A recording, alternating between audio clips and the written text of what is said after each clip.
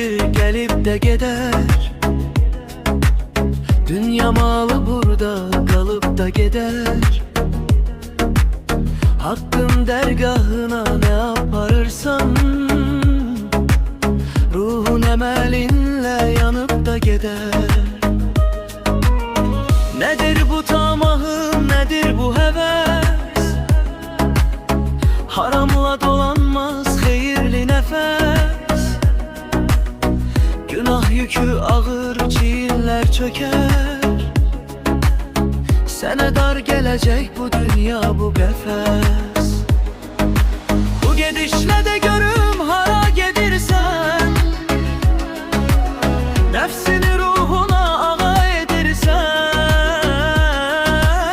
hakkın yollarını duman bürüyür, özün öz ömrünü fena edirsen.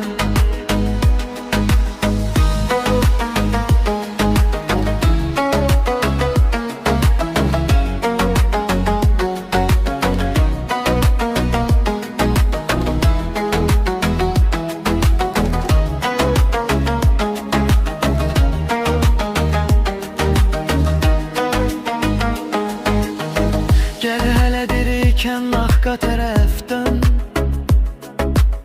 kalbinde alışan ateşi söndür. Ömür kısa ey insan, vaktin az kalır. Üzünün nuru aç, sevgiyle döyün.